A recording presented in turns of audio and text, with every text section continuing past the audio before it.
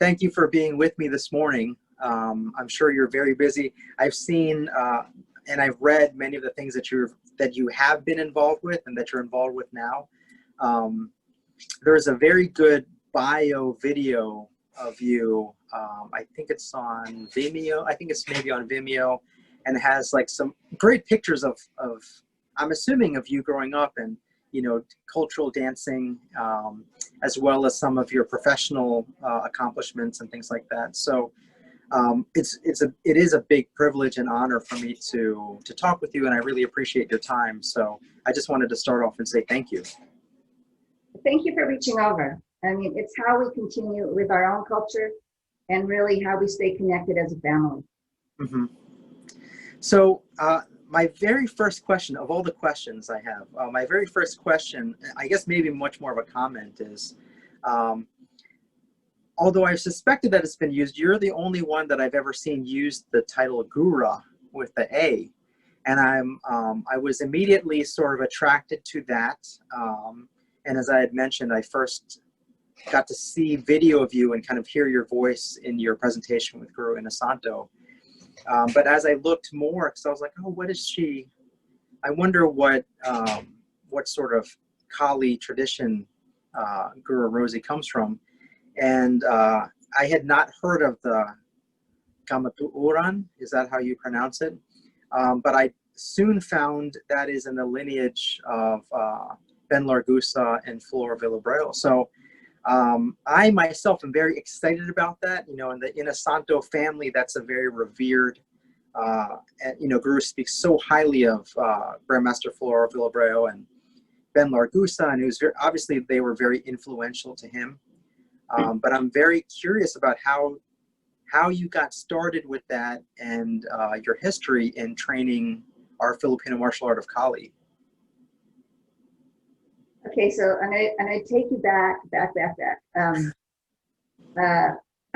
I think I know what Vimeo you're talking about. I'm gonna actually have to search the web now because I don't typically check myself out what's out there. As a young child growing up in the San Francisco Bay Area, my parents really felt that we were becoming too distant from our culture. So my mom, along with several other Filipina women in the San Francisco Bay Area, started a Filipino women's organization called the Pearl of the Orient. And one of their projects was to bring in Filipino dancing so that they could teach their kids, and also Filipino history. They brought in a young teacher who used to be a Bayanihan dancer, Helen Marty Bautista. And she took on the daunting task of teaching young punks from age 4 all the way up into college. Really the fine, the discipline, the artistic, and also history telling stories of dance, of music and culture. Because to be honest, many of us at that day and time were feeling less than as minorities in the San Francisco Bay Area. And so to bring about a sense of pride and also understanding of our own lineage. And one of the dances which really caught my attention was Sakate, which is of course with the stick fighting. And so we learned about that, and during the when the Philippines was colonized by Spain, how we could not have weapons, and so how they disguised their martial arts training in the form of dance. And so of course as kids you learn the traditional dance, but then you have all this break time, and so you're out on the back and the side and you're having all these fights with sticks, literally getting beat up, but also learning how to defend yourself. So we never had formal learning in that way, but of course, as kids, you learn as you go. So it was very much a learn as you go type of thing, but it always stayed in the back of my mind. Unfortunately, things happened in life, and I felt that I needed to have to learn to defend myself. So in high school, as a young kid, I started taking martial arts, but none really spoke to me. You learn how to fall, you learn how to defend. And and everything was very linear, very linear. And but I did appreciate the use of the yell and the ki of being able to generate energy. Now, fast forward to when I'm in college. And part of the Filipino organization at Cal, and one of my classmates there actually did a lot of training in martial arts as well. But Zen Master Lakas was his teacher in college. Wow. So in college, slowly was introduced to some techniques. Not everyone was busy, right? Because it's school, so there wasn't a lot of time. And it was only after we graduated where my teacher, Tuhan, Joseph Ariola, after he actually went to law school, you know, he started taking on students more for his training so that he could beat up on us, but also to teach, right? To continue on the lineage and to continue on really the culture. And prior to this, we had talked about how do we honor our ancestors? Really, how do we continue to bring this into this fullness? And whether we have the actual stories or whether it's just in our cellular memory, it all starts to come out. Because the more that we practice and the more that we train, we recognize, oh, you know, that hidden technique, that lock, you know, coming at, it's like what Grandmaster Lakas did is he actually broke down the Villa system into steps or into different rhythms and pacing so that we knew how to disarm or, you know, just how to do change-ups, all the different pieces in a way that could be taught. But really it's in the practice and it's in the sparring and it's actually living into it where we uncover and discover really the richness of all of the possibilities of techniques. And that for me, as we started to move into that in training, at that time, I was working out of the National Lab in Livermore and started to bring in some other friends to train as well. And the richness of that, and then being able to translate and transfer that into other aspects of our lives was really where I felt the strength of the martial arts and the strength of Kali in particular was finally realized all those years later. Yeah. And so it's in this continuing as we meet, like as I'm meeting you or here in the DC area, as I meet other folks who train in Eskrima or our niece, and being able to, we're not matching because our timing and rhythms are different, but to be able to meet folks where they are at and to understand and to feel, to be sensitive to really how they are so that you can provide support in techniques, but also provide learnings in a way that's very generous, which I believe truly is the foundation of our Filipino culture. Sorry, Joe, very long answer. No, I mean, Gura, it really speaks very much to me because I feel very connected to this idea, and the very limited information that I've heard seems like, you know, especially in the tradition of your instructors, that there is sort of a sacred time and space, but it does connect us with people who have come before us and also connects us across space and time. So like what you said, you know, people you may meet in history, in the future, but also across different places, you know. So whether you're, I find this, I'm sure there's other cultures that are like this too, but I find in particular Filipinos, we, especially my parents, will, even though they've lived the great majority of their life here in the United States, they will always refer to the Philippines as home. And I typically think of home as like the islands of the Philippines, but I tend to think more that when people think of home, it's more than just the geographical location. It's the people that were there. There's a— for me, the vehicle, maybe like for yourself too, was through martial arts, but also the connectivity between the dance, between the ancient scripts, between the colors and the patterns of the weaving or whatever it is. And I really, that speaks to me on a level that is hard for me to articulate and maybe hard to quantify, but it's a feeling like from deep inside that's an echo from deep inside. That's what it feels like to me. So can I ask you a question? Sure. So when someone asks you what you call home or what you consider as home, what do you say? For me, it's a combination of things. My immediate thing that I think of is my family. You know, I have a wife and I have 3 kids.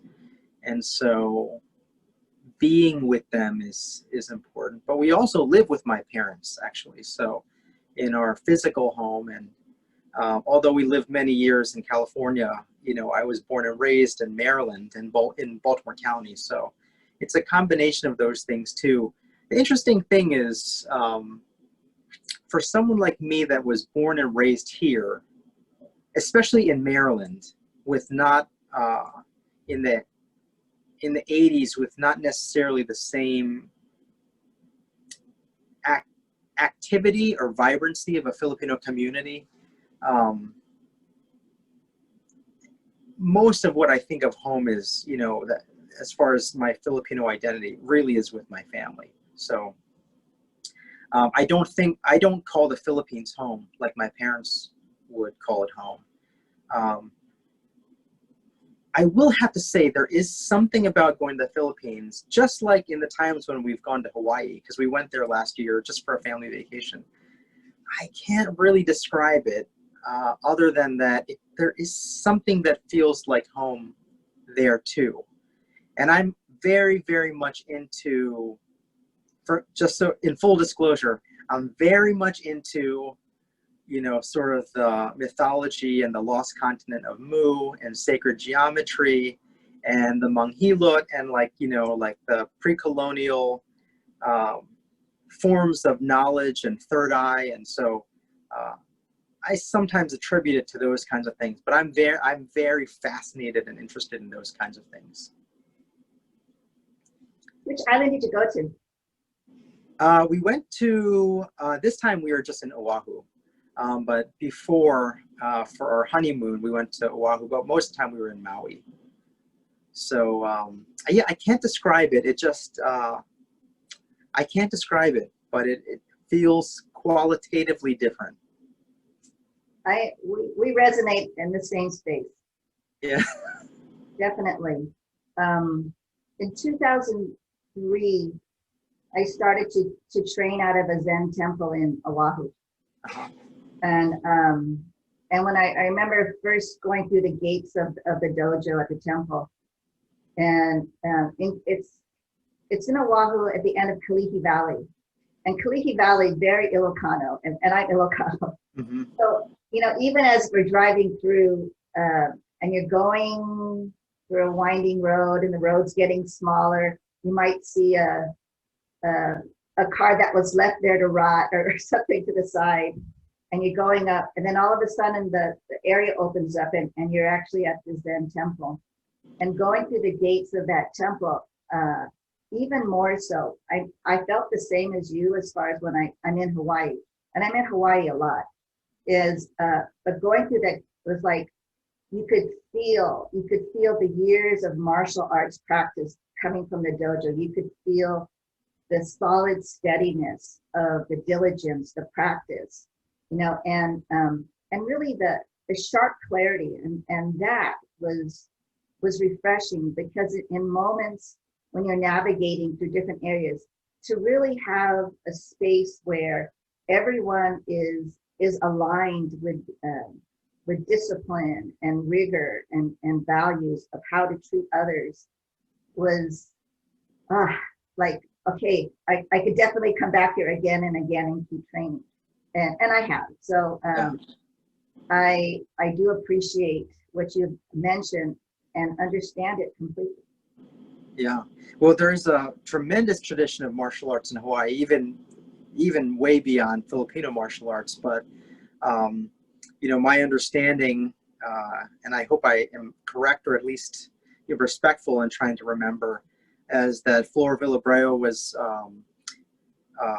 participated in full contact matches in Hawaii. And was Ben Largusa also from Hawaii? Yeah, Grandmaster Lagusa has settled in Kauai, and I was lucky enough to be able to visit him a couple of times there. Wow. They trained right off of that main freeway coming up off of Hawaii, the airport there. Tuhan made the introductions for us for when I could go. And while I didn't train with them, that would be too presumptuous, right? But I was able to observe and the classes that they held in the community space. I could still see it. It's like a lime green building. It was there the last time I was there. I don't know if they're still doing classes because I had, after Grandmaster passed, I hadn't gone back. Mm-hmm. What was Ben Largusa like to see in person?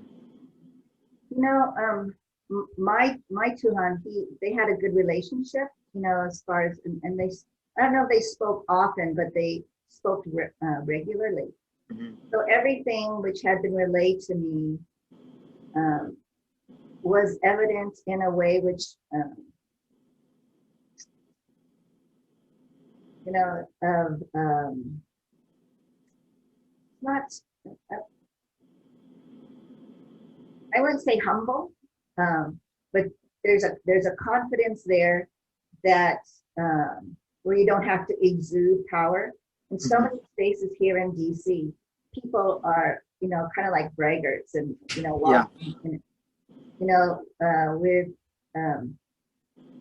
Grandmaster Lagusa, it was like his presence was there and he didn't have to state it, right? But also there was, I want to say tenderness, but definitely like you can feel embraced, you're held. And I remember that, and it's something which I keep in me, and hope, you know, gosh, I can't believe I'm getting so emotional about this, but I haven't thought about him for a while, but it's really that piece of what we all want to bring into our communities, what we want to engender in our families is this acceptance, support, and truly, like for all my students, you know, like, you know, for the sake of what, for the, you know, for the purpose of what, for the sake of whom, why are we trained, you know? And if the response is yes, it's exercise or it's martial art, that's great. So I know how to help and direct them. But if they come in with the questions of really which are getting into their gut of really this piece of family, this enduring quality, this enduring development of really not just the human race, but also including our environment of care, then we know we can move to a different space. Because as we're training, as we're teaching, you know, as we're looking at other opportunities, you know, there's so many ways you could lock an arm and then come through, right? Okay, but what is that really teaching you? Is it teaching you leverage? Is it teaching you where do you look at the opening? Is it teaching you to have a full awareness and understanding of what is the landscape? Are there 3 others coming this way? So are you zoning it so that you're protecting against? All these different pieces assist me in helping provide what is beneficial to those who come to me for different trainings and or advice and counsel. And I know that I am nowhere close to what the Grand Masters are, but it's incumbent on me because they have been kind enough to share their knowledge and really who they are for me to continue it on. So when we talk about lineage, even for us in our family, it doesn't just mean bloodline. I mean, now, Joe, you are part of my family because we have met in a way. And I can tell from even just your smile or your just a glance as to that there's connection. And there really is a deep purpose in making sure that families are cared for, that our children are fed. And I'm going on a soapbox now, so I'm going to step off. But that is truly, on a daily basis, what am I doing today so that things are better and I'm not just leaving my trash for them? Well, I mean, I think you and the words that you speak and the way that you remember Grandmaster Largusa, and also, I can hear it in your voice too, the love that you have for your Tuhon, combined with the fact that, you said that he was in law school. So, and you've certainly gone into technology as a scientist. And so I just think it's a wonderful testament that what some may just see as very two-dimensional as far as a martial art can really manifest in beautiful ways, whether it's connecting in a community or in something that people may not necessarily think of as far as like a profession, whether it's law or technology. I mean, I didn't intend actually to become a nurse. I had gone into education. I went to University of Maryland and I was in student affairs, but frankly, and maybe semi-embarrassing, not embarrassing, but in full disclosure, I kind of didn't want to be like so many other Filipinos, but, I do think that at times our paths are destined in ways that, are not illuminated at all times of our life. So I was wondering, because you are very accomplished, I love the fact that, as a Filipina, as a woman, as someone that's successful in science and in the tech sector, that you have patents. Like, to me, I don't think I know anyone actually that has patents. And so I was wondering if you attribute any of your journey or successes to the lessons that you've learned, not just necessarily in Kali, but being part of a Filipino community and your roots in that kind of way. Is there a connection? Does it fuel you, or do you take lessons? You had alluded to it very briefly, that your ability to kind of look at problems and stuff helped you later on. But I was wondering if that was something that was conscious for you as you were moving through your paths and in your careers. So this is going to be a little long story again, just because I find it kind of funny. I continue to find it funny. I think it's 2015, the temple that I study at in Hawaii, they conferred upon me, I became a Zen Master. And it was unusual because typically what happens in that lineage is you become a Zen priest first, and then you become a Zen Master. Totally jumped over the priest part, because when they asked me to become a priest, I said, organized religion, not so much. I'm here more for the martial arts aspect, the leadership aspect of this. So that, becoming a Zen Master, what it organized for me the experience of really everything that had been in my life up to that moment, as to recognizing, starting from, when my parents putting together Philippine dance troupe so that we could actually connect more. Their strong, really strong influence of saying education is the way out. Growing up, we never lived on our own. There was always at least one other family with us. Countless number of older cousins who were in college. And that was just the way it was. We never needed childcare because there was somebody always in the house. Yeah. So, but it was always, not only education is the way out, but to recognize that family and to give back to family and community was really the purpose of why we were in these different spaces. How do you cast into the future as to possibility while honoring your past was brought together at the dinner table. And my dad was a Republican because the person who sponsored him, his Navy captain was Republican, and my mom was solidly a Democrat. So the discussions that went on around the dinner table, or as it was, can be seen, these Filipino tables of pulling up chairs or whatever, they're sitting on the floor, is was really very dynamic. So this opportunity to listen, which primarily we had to do as kids, about this discussion and possibilities, really, I really hope we continue that in tradition of across families, because it is so needed to have this discourse, a discussion of what is right, what are the possibilities, why are you thinking that this is actually going to help our communities, our people. So that was, to me, was like verbal sparring.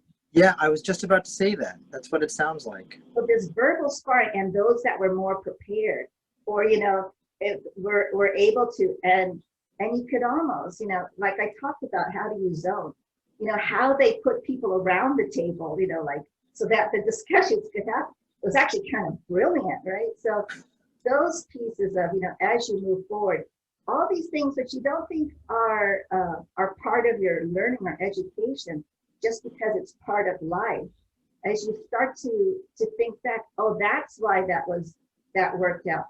That's why when we had this meeting with our international investors or partners from Germany or Japan, when I told them to sit in these places, it was in memory of this, of being able to provide, oh, but have you thought of this? Oh, have you thought of that? Oh, have you? So all these different pieces, and not in a way that is, but really as, curiosity, this awareness.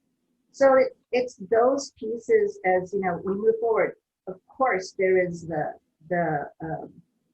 the education that we learned in school, that which could be taught, that read, that wrote. And that was very important, because it actually, for me, it opened doors to be able to say, she passed the rigor of this or that. So when I went to work at a startup in Silicon Valley where I had, a couple of my patents, it was because professors at Stanford had recommended me to the company, but also because there was an engineer at the National Lab who I played volleyball with, who said, she's a great team player. She'd be fabulous to have. Didn't know nothing of what I did, but yeah, it was just this whole, and you mentioned this earlier about having a great team. For me, what I always started to look for once I came into a professional field was it a good team? Could I work with these folks? Would I be able to trust them? Not so much I didn't care about where the science was. If that was a bonus. But if I didn't have resonance and couldn't feel that there was integrity between the team, it wasn't worth my time to spend on a daily basis to go to those spaces. So being able to work with a great team, to be able to have projects which were exciting, because I'm a geek. I love math and science and computers. They were like, oh, I'm there, right? So those long hours, 60, 70-hour work weeks were because in my lab, I was prepping out different pieces or products, which I knew my friend in the next lab would depend on. So of course, I wanted it to be the best. I wanted it to work well, and I wanted it to be well documented. What we forget sometimes is we do something and we leave. We lose so much, as far as being able to transfer knowledge, if we do not leave behind a trail which folks can actually provide. So this is my thanks to you, Jill, as to being able to, as you provide these podcasts, as you provide these opportunities for stories to be enriched. And who knows who's going to listen to them, but at least the possibility and the opportunity is there. So back to how different influences were as far as technology. Everybody, I tell folks, anybody can build a laser. And this is what I believe. You can learn processes and procedures. Anyone can build a laser. Anyone can develop the firmware, the software to run those lasers, to test them. But can you build a team? Can you understand what the real purpose is of this laser so that it's useful? For the sake of what? for the sake of whom? Who are we serving? And will they be able to maintain and service that later on? Those are all parts of the component. And those are all pieces which are resident in our Kali practice. They just present themselves in different ways. If you look at the logo, the Flor Villa Brill logo, in the logo is contained everything. People just think it's a nice, oh, it's a Filipino logo that has, you know, maybe the Sinawali there. But if you look at it and if you understand and are able to translate and transfer that into your being and into and practice with diligence. So you're no longer thinking, oh, it's going to be a lock. It's going to be, you know, I'm going to come inside and this is what I'm going to. You can't. There's so many calculations that need to be made. Your body is smart. It's making all those fast for you. But to have the courage, then to have the courage to go in. And for me, that was why this style of fighting was something which brought me actually into the practice more, because it was, you know, developed and was the foundation. Princess Josephine's techniques of being able to sense before she was in the battle, of recognizing how, you know, before, who knows if she understood physics, but taking away the force of a hit by coming into it, and to have the courage to do that. Mm-hmm. You know, all those pieces really spoke to me and challenged me. And those are the things which I think many folks forget, is they're looking at just a plain martial art, not recognizing the fullness of what all the techniques might be able to provide. Well, there's you know, as I'm listening to you, there's really like an elegant parallel with how you talk about your training and also with your mindset and your perspective, you know, with the different teams that you've been on. I'm not Jewish, but there is a Jewish Hebrew term, hukmah, which is like wisdom. And there's components of that include having memory, having experience, and also having vision. You know, so you have to remember whatever it is. You have to have some experience, you have some reference for it, and then you have vision to know what it's supposed to be for. And it really strikes me, that's what it really reminds me of when I hear you talk about those things.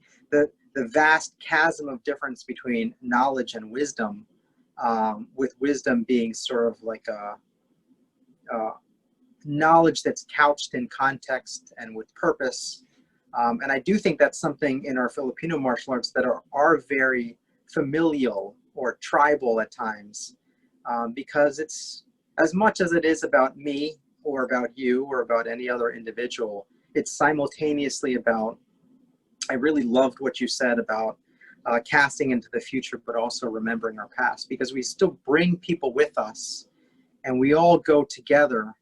And as much as, just like in the dialogues at your family's dinner table, everyone builds up together, and you can try different things. And even if there's differences in perspectives or differences in styles, as much as one person may get something out of that exchange or out of that cumulative experience, it is simultaneously about a family getting through it together and growing and learning. So I just, it's very elegant in that kind of way. So I very much appreciate that. So Gura, I know that recently you've been doing a lot of work with women's leadership and Filipino leadership. You know, my wife was the first, like many Filipinas, especially here in the US, but she was the first to go to college and then to get a graduate degree and get a PhD. And so I think she clearly, for her own family and even for my side of the family, she's been a source of inspiration. And you know, my youngest child, her name is Hope, and you know, she's our daughter, and she's the youngest, and she's 8. And so I love the fact that it seems like today there's more counterfactual possibilities where she can look and say, well, my mom does this, and you know, so and so does this, and there's more examples of possibility. um,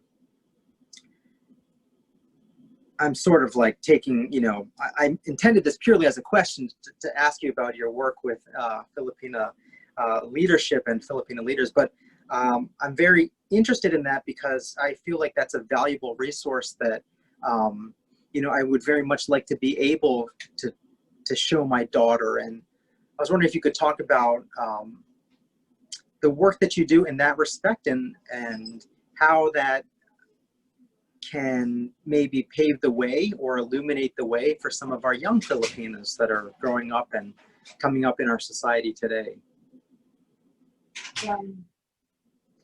Yeah, so when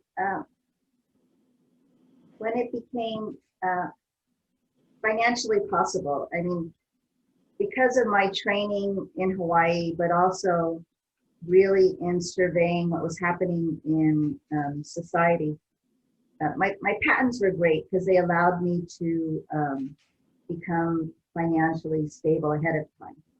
But also the startup company that I was at, as it was merged and acquired, it allowed us to have and to save resources so that, I am really thankful for my husband when I told him I wanted to leave so that I might do more work in the community, specifically in the API community as I was coming out, because I really saw that there is a discrepancy.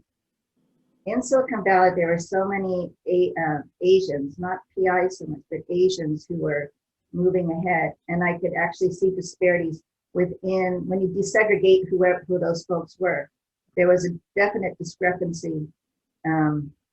So when an opportunity came for me to take leadership in the Center for APA Women, and I did the numbers. My husband's very much the mathematician. He's like, work the numbers, because you don't want to be dependent on others. When you make a decision, you want to make sure that you do. You're forward thinking, and that you make sure that everything is taken care of. The numbers worked, and so I was able to move into the nonprofit arena, and that's when we moved here to DC, and to be able to because of work I've done in the community throughout my life, there are several folks here that I knew already. So the entry in was relatively easy.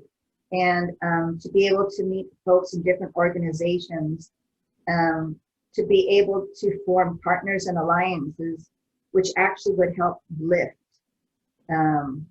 particularly API women into, or at least put them in a pipeline of where they wanted to be, to support them, was very rewarding, but also very hard because there's so many different possibilities and issues. And here in DC, as administrations change, or as congressmen or folks leave, it's a very transitional space. But then the great thing is, and I don't want to put us into a box, but Filipinos are good in forming relationships. I mean, I can see that in my family, right? And it's not that we kowtow or bow, but it's because we recognize what's important, and be able to. So this thing of, and I'm conscious of time because I know we have some time issues here. I'm just going to uplift this, and maybe if you and I can have a conversation about this later, is that of, especially what Hope might be looking for. It's just folks that she likes doing things that she might not have heard about.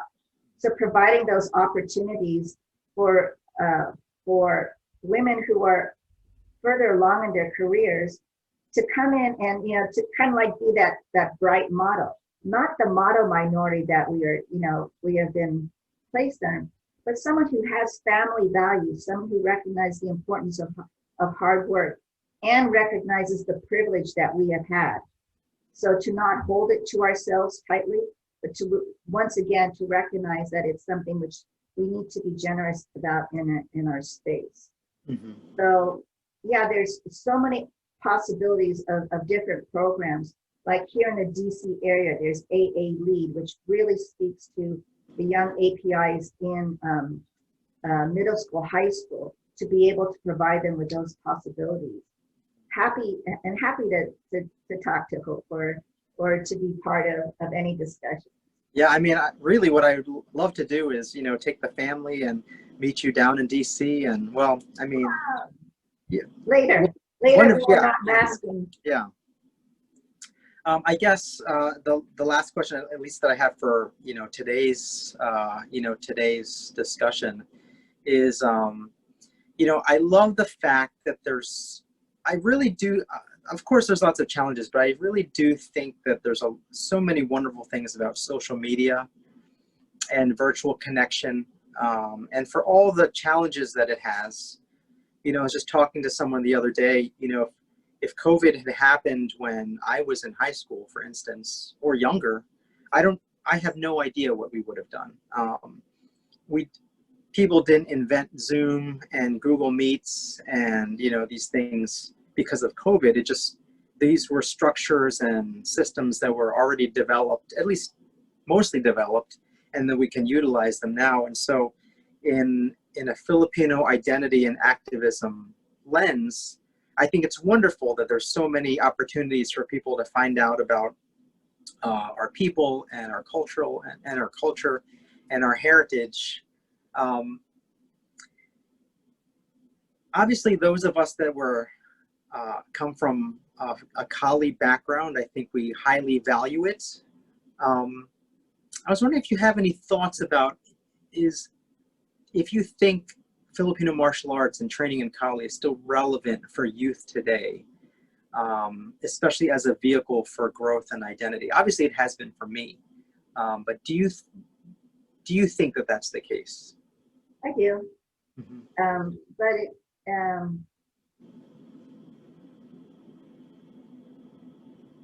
it does. There's much more to be gained by when we're in physical contact with each other. Yes. So if there already had been a relationship formed where at least some basics could have been relayed or transferred, that's a possibility over the waves, so to speak. And I've had many friends and colleagues say, "Can you do this with?" And I'm like, let's. And I thought, oh, wait a minute, I'm going to talk to Joe. So actually, you're coming into this. It's like, what could be the possibilities which are offered? We definitely could do videos of form, the chicken step of the different strikes. But unless folks can actually feel, right? Yeah. One of the things that Chuhan told me as I was coming up through is he's like, you have got to give them pain. Because I knew I had them, so why make them go through the pain? He goes, no, look at, they're getting up and they think, oh, you've got to make them feel the pain. I'm like, yeah. And so, a couple of times I would, and then, then it's like the respect of like, oh, the step back. But for me, you have to at least be able to feel it, to know what it means. I mean, yeah. There's so many things that we could actually talk about or bring in. I mean, like, as far as even using cooking, as you are cutting up a chicken, to be able to know where the ligaments are. Yes.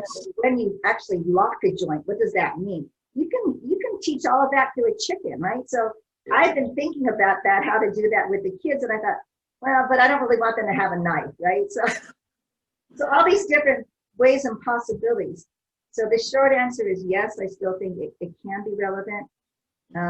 It needs to be, how it might be presented is part of it. But also in the end, Joe, it's about you, it's about me, it's about how we connect with, in the possibility. And I think more so it's that reach back into our own personal development, our own humanity, which is why, if Kali is that tool of how we can transmit that, we still need to do it. Mm-hmm. Well, I love how you weave in, so many examples of food. I truly love, I think like many Filipinos, I love to eat. And I also really, I truly love, I can't say that I'm any sort of like expert of Hawaiian cuisine, but, you know, I love Hawaiian food. I love Filipino food. I love kind of the fusion and mixing of things. And Guru Nasano has said that if you ever want to learn about a culture, look at their food and their martial arts, and they'll tell you quite a bit about where they came from and the personality of the people. And you know, it's making me hungry, and you know, also missing the, you know, the in-person interactions. That, you know, this podcast, initially my goal was to never do virtual conversations. It was only to do it in person, because exactly like what you said, there's a different energy of being in someone's presence, and to be able to share and to flow and to have that, it really makes a difference. So I'll just have to make sure that we get to that sometime in the near future. And I'll save a story for you about a potluck, a Kali potluck for later. Now yes, I would love to hear it. Well, Guru, I just wanted to thank you so much again. I feel like I could sit down with you for, you know, hours or maybe days or weeks, and, you know, hear more of your stories. But I really appreciate the time that you've taken this morning. And Joe, I want to thank you. I want to thank you for the work you do in the world, for the work that your colleagues are doing in this time, and really for being the family man that you are as well. So well, thank you very much. Thank you. Well, thank you so much again. I really had a great time listening, and I really do. You know, I'd love to connect you with my family, and, you know, with my sons, and, you know, so I just think, as I'm sure you know, there's a few, but it's not a majority of Filipino martial arts teachers that are women, and it's been very important for me to try to expose everyone, including my daughter, but also my own students, to, you know, the different many perspectives.